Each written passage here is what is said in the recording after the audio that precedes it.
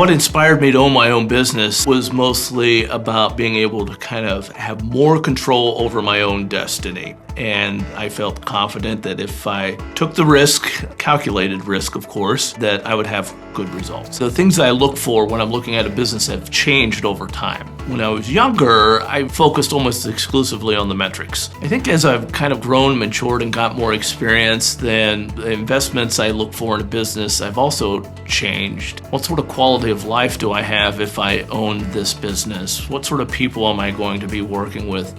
And most importantly, does this business make a difference somehow? Because that's a big part of what I want to be able to do. I firmly believe that the work we do as franchise owners and then via our field operations employees, etc., we're making a difference in the communities that we serve. And that's what's been most attractive to me about Signal and frankly any business opportunity. So when I looked at what made Signal stand out to me when I initially was investigating it, the thing that I really liked about Signal at the time was the technology that Signal was bringing to this market space and being disruptive in the market space in terms of some of the technology. I liked the local ownership, obviously, from the franchise model. Looking out across the security landscape at the time when I purchased the franchise, you saw a lot of large global players in the market space, not a whole lot in the middle, and then a lot of smaller security providers. So for me as a business person looking at that, I saw there's opportunity there in the middle somewhere. That was one of the other things that was really attractive to me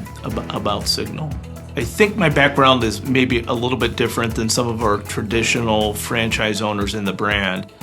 I actually have my undergraduate degree in forestry. I also have an MBA from Malone University. So when I came into the security space, I was pretty comfortable with the elements necessary to run the day-to-day operations of the business side. Now, transparently, I had zero experience in the security space.